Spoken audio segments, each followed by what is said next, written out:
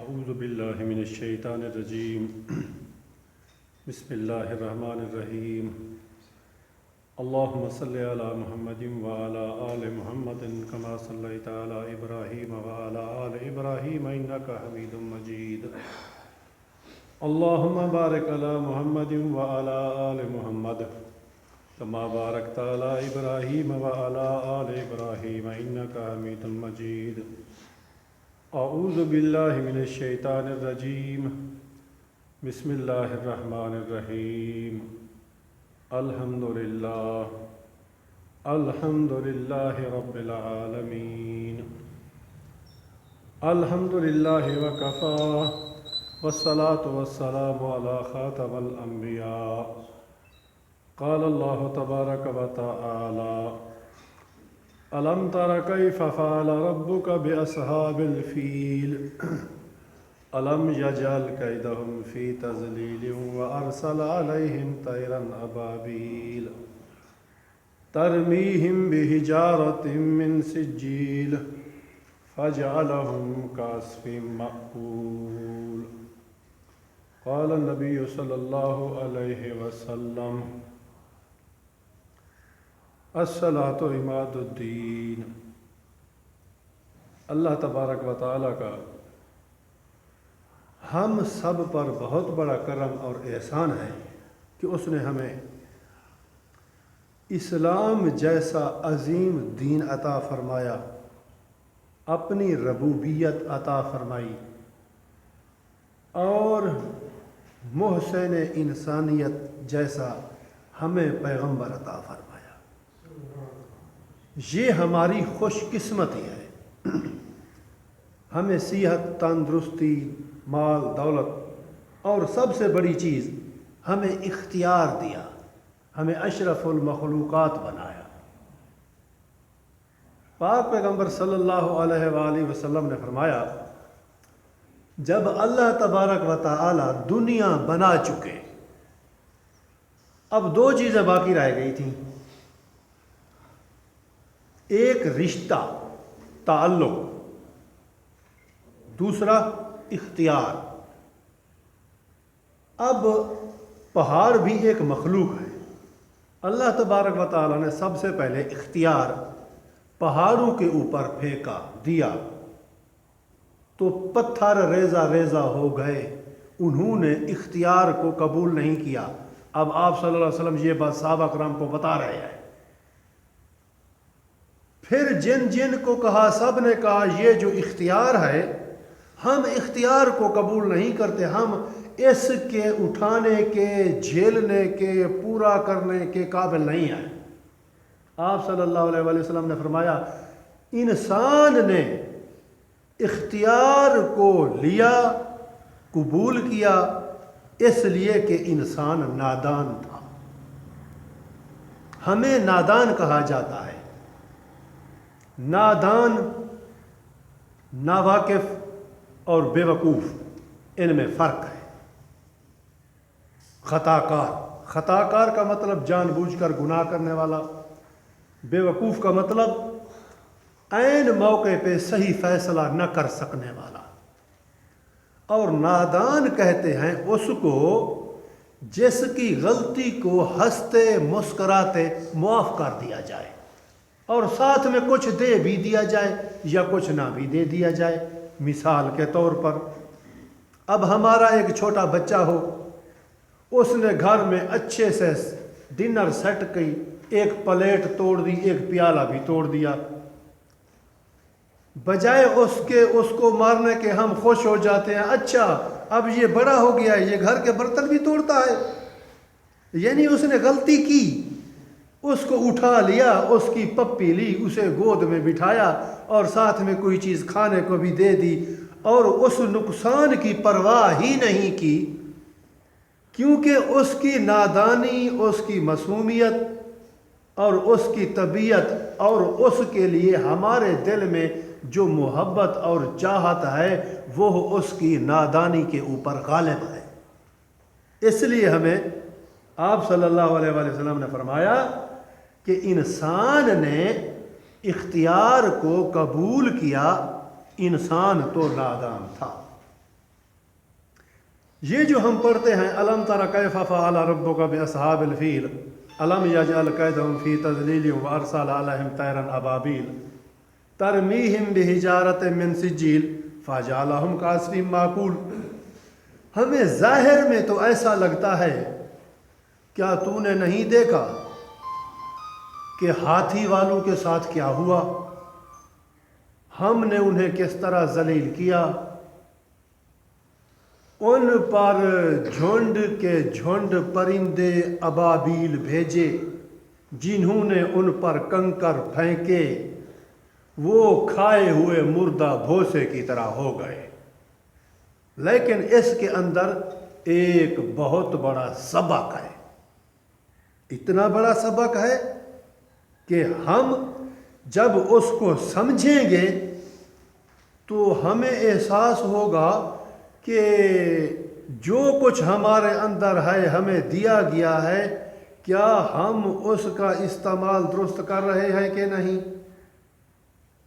اب شروع کہاں سے ہوئی بات؟ اسلام سے پہلے دنیا پر عموماً 2 3 4 مستقل حکومتیں ہوتی تھیں، ان کے مستقل نام ہوتے تھے۔ اب مصر، جولان، صحرائے سینا اور جنوب مشرقی افریقی ممالک کے ہر بادشاہ کو، جس میں مصر شامل ہوتا تھا، فرعون کہا جاتا تھا۔ جس فرعون کا نام حضرت موسیٰ علیہ السلام کی مخالفت میں آیا، اس فرعون کا نام فرعون نہیں تھا، اس کا ایک نام رامسیس بھی تھا۔ جب کوئی بادشاہ بیٹھتا تو وہ پوچھتے تھے جی فرعون کون تخت نشین ہوا، کون بنا، نام اور ہوتا تھا۔ ہر رومی بادشاہ کو، جس میں یہودی، نصرانی، عیسائی اور یونانی ہوتے تھے، اس کو قیصر کہا جاتا تھا، نام کچھ اور ہوتا تھا۔ اور وہ بادشاہ جو فارس کے قلعے کا مالک ہوتا تھا، جس میں سندھ، بلوچستان، ایرانی بلوچستان، سیستان، قم، مشہد، تہران، خراسان، ہلمند اور شمال مغربی سعودی علاقے اس کے زیر اثر آتے تھے، اسے کسریٰ کہا جاتا تھا۔ جبوتی، چاڈ، سوڈان، سینیگال اور جنوب مغربی مصری علاقے، حبشہ، جن کے اندر آتے تھے، افریقی بادشاہ کو اسے نجاشی کہا جاتا تھا۔ جو نجاشی آپ صلی اللہ علیہ وآلہ وسلم کے دور میں آخر میں مسلمان ہوا، آپ صلی اللہ علیہ وسلم نے اس کی نماز جنازہ، غائبانہ نماز جنازہ پڑھائی، اس کی فوتیدگی کے 6 سال بعد آپ نے فرمایا تم نے مجھے بتایا نہیں کہ نجاشی فوت ہو چکا تھا، اس نے تو اسلام قبول کیا تھا۔ اس کو نجاشی کہا جاتا تھا۔ یمن کے اوپر حبشہ کی حکومت تھی، وہ حبشہ جس کے ملنے والوں کو یا آنے والوں کو آج لوگ پسند نہیں کرتے۔ اگر دنیا میں سوال اٹھایا جائے دنیا کا امیر ترین ملک، جواب آئے گا برونائی، ٹھیک ہے بھئی۔ دنیا کا سب سے غریب ترین ملک حبشہ، ایتھوپیا، ایریٹریا، 3 نام ہیں۔ آج کا غریب ترین ملک پرانے دور میں اسلام سے پہلے نجاشی پورے حبشہ کا اور یمن کا مالک تھا، اور یمن پر اس نے ایک اپنا گورنر بھیجا جس کا نام ابرا تھا۔ ابرا یمن کا گورنر تھا، یمن حبشہ کا صوبہ تھا اور یمن پر حکومت کرتا تھا۔ اس نے ایک بہترین مزار و محل بنایا کہ جیسے کعبہ کی طرف لوگ آتے ہیں ہمارے پاس بھی لوگ آئیں، وہاں کوئی نہ گیا۔ یہ اور بات ہے جی مسلمانوں نے وہاں پیشاب کر دیا، اس کی کوئی سند نہیں ہے، یہ جھوٹ ہے۔ اس نے کہا ایسا کیوں نہ ہو کہ اس کعبے کو ہی ڈھا دیا جائے، نعوذ باللہ۔ اس پر کسریٰ نے ایک قاصد بھیجا کہ بھائی تو ایسا نہ کر، یہ میں کروں گا۔ انہوں نے کہا کہ فارس اور حبشہ کے درمیان اچھے تعلقات ہیں، پر تو اور میں لڑتے ہیں، جو بچے گا وہ کعبے کو ڈھائے گا۔ اب اس گورنر کی اور اس ابرا کی آپس میں لڑائی ہوئی۔ ابرا نے فارس کے ایک گورنر کو قتل کیا اور پھر لشکر کشی کی خانہ کعبہ کی طرف کہ اس کو ڈھائے گا، نعوذ باللہ۔ یہ جو بات کہی جاتی ہے کہ رسے باندھے گئے، زنجیر باندھے گئے ہاتھیوں سے، پھر ان کو دوڑانے کی جب کوشش کی گئی تو ابابیل آئے، اس کی سند غلط ہے۔ حدیث کی کتابوں میں ایسی کوئی بات نہیں ملتی۔ ابرا کا لشکر جب مینا اور مزدلفہ کے درمیان وادی میں پہنچا تو اللہ تبارک و تعالی نے پرندے ابابیل انڈرکاسیوں بھیجے، جنہوں نے انہیں کھائے ہوئے مردہ بھوسے کی طرح کر دیا۔ اب تحقیق سے امام ابن کثیر رحمۃ اللہ علیہ نے اپنی تفسیر میں لکھا وہ کنکر نہیں تھے، وہ ایسے کنکر تھے جیسے لاوا نکلتا ہے اور زمین جل جاتی ہے اور سنگریزے بنتے ہیں، کنگر وہ تھے۔ آج کی تحقیق کے سائنسدان کہتے ہیں کہ ان کنکروں میں یورینیم کی ملاوٹ تھی۔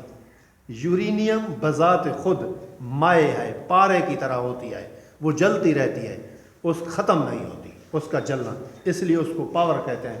اور آج کل کے سیاستدان بیانات دیتے رہتے ہیں کہ ہمارا ایٹمی پروگرام امن مقاصد کے لیے، یعنی ہم یورینیم کو جلائیں گے، بجلی بنائیں گے، سو اینڈ سو۔ تحقیق بڑی دور تک جا چکی، اب تک سمجھ نہیں آ رہی کہ یہ کنکر کس قسم کے کنکر تھے جو اللہ تبارک و تعالیٰ نے ان پر برسائے۔ کیوں برسائے؟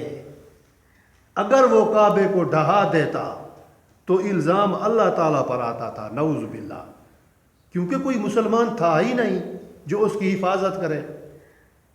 سارے تو کعبے کی طرف سے، اس کی وجہ سے ان کے گھر چلتے تھے، سالانہ میلہ ہوتا تھا، حج ہوتا تھا۔ لات منات اور حبل جو پرانے دور کے بزرگ تھے ان کے بت بنا کے رکھ لیے تھے کہ حبل ہمارے قافلوں کا خدا ہے۔ لوگ آتے تھے، گوشت، کھجور، منقع، زیتون چڑھاوے چڑھاتے تھے اور عرب انہیں گھر میں لے جا کے سٹاک کرتے تھے، بعد میں بیچتے تھے۔ یہ ہوتا تھا میلہ جسے حج کہا جاتا تھا، اور خانہ کعبہ شریف کا ننگا طواف کرتے تھے، ننگا طواف۔ حدیبیہ کے مقام پر آپ صلی اللہ علیہ وآلہ وسلم نے فرمایا آج کے بعد کوئی بھی بیت اللہ کا ننگا طواف نہیں کرے گا اور مشرکین آج کے بعد نہیں آئیں گے۔ اس وقت اللہ تعالیٰ نے ایسا کیا۔ آج ہمارے جب اسلام آیا، اختیار ملا، طاقت ہوئی، اختیار کو استعمال نہیں کیا، شکست ہوئی، اختیار کو استعمال کیا، دعائیں کی، فتح ہوئی۔ آج کا انسان بھی اگر آرام کے ساتھ اپنے دین کی خاطر، اپنی روزی کی خاطر آرام سے گھر بیٹھا رہے کہ جو کچھ آتا ہے اسی پر گزارا ہوگا، اس نے وعدہ تو کیا ہے کہ وہ بھوکا نہیں سلائے گا، یہ بات تو 100% ٹھیک ہے، تو آپ بذات خود کام ہوتا رہے گا، یہ غلط سوچ ہے۔ اس کو ہم دقیانوسی خیال کہیں گے۔ دنیا میں صرف ایک چیز ہے جو آٹومیٹک انسان کو منتقل ہو جاتی ہے، وہ ہے وراثتی جائیداد۔ اگر باپ اللہ کو پیارا ہو گیا تو آٹومیٹک منتقل ہو جائے گی۔ اگر ایک بندہ عالم ہے اور وہ فوت ہو جاتا ہے، اس کا علم، ایک استاد ہے فوت ہو جاتا ہے، اس کا علم شاگرد کو اور بیٹے کو منتقل نہیں ہوتا جب تک وہ اس کو حاصل نہ کرے۔ اسی طرح انسان کی روزی، آپ صلی اللہ علیہ وآلہ وسلم نے فرمایا جب تم فوت ہو اپنی زندگی میں اتنا بھی نہ بہاؤ کہ تمہاری اولادیں ہاتھ پھیلائے مانگتی پھریں، یعنی اپنی اولاد کی اچھی تربیت کرنا، ان کے لیے کم از کم گزارے لائق حلال کی جائیداد کا انتظام کرنا سنت ہے۔ اور ہمارے پاس جو یہ اللہ نے اختیار دیا ہے، ہم اس اختیار کو اگر جائز استعمال کریں گے تو یہ ہمارے لیے باعث برکت ہے۔ اگر ہم اپنے اس اختیار کو استعمال ہی نہیں کریں گے تو یہ ہمارے لیے باعث وبال ہے۔ پاک پیغمبر صلی اللہ علیہ وآلہ وسلم نے ارشاد فرمایا کہ تم نے دیکھا نہیں کہ ہاتھی والوں کے ساتھ کیا ہوا؟ حالانکہ موجود تو کوئی نہیں تھا اس وقت، تو مسلمان ہوئے بھی نہیں تھے۔ 55 دن پہلے آپ صلی اللہ علیہ وسلم کی پیدائش کے یہ واقعہ پیش آیا۔ اسی طرح قرآن جو کہتا ہے تم نے دیکھا نہیں کہ تمہیں ایک نطفے سے پیدا کیا گیا ہے۔ اب جب میں بچہ تھا، پیدا ہوا، میں نے دیکھا تھا، اس کا مطلب یہ ہوتا ہے کہ کیا تمہیں معلوم نہیں ہے؟ ہم سب کو بالکل کھرا معلوم ہے کہ ہم ایک نطفے سے پیدا ہوئے ہیں، اور ہاتھی والوں کے ساتھ ایسا ہوا تھا۔ اس وقت مسلمان نہیں تھے، اختیار کسی کے پاس تھا نہیں، اللہ تعالیٰ نے انسان کو اختیار دے دیا۔ انسان کے بارے میں یہ کہا یہ نادان ہے۔ اور نادان کون ہوتا ہے؟ نادان کی تعریف یہ ہے جس کی غلطی کو ہنستے مسکراتے الٹا کچھ دے دلا کے معاف کر دیا جائے، اسے نادان کہا جاتا ہے۔ خطا کار کو تو سزا ہوتی ہے۔ ہمیں نادان کیوں کہا اللہ پاک نے؟ یہ سوال پیدا ہوتا ہے۔ ہمیں خطا کار بھی کہہ سکتا تھا، مالک ہے، بے وقوف بھی کہہ سکتا تھا، مالک ہے، گناہ گار بھی کہہ سکتا تھا۔ نادان اس لیے کہا کہ اللہ پاک بذات خود ہم سے محبت کرتا ہے۔ حجاج بن یوسف نے پوچھا تھا اپنی ماں سے، میں نے بڑی قتل و غارت کی، بڑے ظلم کیے، میری بخشش ہوگی؟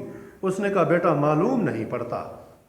اس نے کہا اچھا ایسا ہے، اگر اللہ پاک مجھے تیری جھولی میں دے دے، اس کو کہہ دے جا جھونک دے آگ میں، تو پھینکے گی؟ اس نے کہا تو میرا بیٹا ہے، خواہ پوری دنیا کو قتل کرے، میں تو نہیں پھینکوں گی۔ اس نے کہا پھر تجھ جیسی 70 ماؤں کے برابر اللہ پاک ایک آدمی سے پیار کرتا ہے۔ اللہ پاک نے ہمیں نادان اس لیے کہا، آپ صلی اللہ علیہ وسلم کی زبانی، ہمارے لیے یہ ہماری ایک عظمت ہے، اس کی محبت ہے۔ ہمیں 2 چیزیں ملی ہیں، ایک اختیار، دوسرا تعلق۔ پھر اختیار کو تو کسی مخلوق نے قبول نہیں کیا، انسان نے قبول کیا۔ انسان تو نادان تھا اور رشتہ عرش کے نیچے لٹکتا کھڑا رہ گیا۔ اے اللہ تو نے دنیا بھی بنا دی ہے، اختیار کو بھی تسلیم کر دیا ہے، اب میں جو تعلق ہوں، رشتہ ہوں، اب میرے بارے میں کیا حکم ہے؟ اللہ تبارک و تعالیٰ نے ارشاد فرمایا، پاک پیغمبر صلی اللہ علیہ وآلہ وسلم فرماتے ہیں ریاض الصالحین جلد اول میں کہ اللہ پاک نے فرمایا اے تعلق، اے رشتہ، جو تجھے اپنے مسلمان بھائیوں میں آپس میں تجھے جوڑے رکھے گا، میں اسے جوڑے رکھوں گا۔ جو تعلق کو دوسروں سے توڑے گا، میں اسے توڑ دوں گا۔ یہ وہ تعلق ہے جس سے ہم نے جڑنا ہے، ایک دوسرے کے ساتھ ملتے رہنا ہے، ایک دوسرے کی غمخواری کرتی رہنی ہے، ایک دوسرے کی مدد کرتی رہنی ہے، خواہ کچھ نہ کر سکیں انہیں ایک اچھا مشورہ ہی دے دیا جائے۔ تعلق اور اختیار یہ ہمارے پاس اللہ تعالیٰ کی طرف سے امانت ہیں، ہم نے ان کا بہترین استعمال کر کے دنیا اور آخرت کی کامیابی سے ہمکنار ہونا ہے، اور اللہ تبارک و تعالیٰ ہمیں نصیب فرمائے۔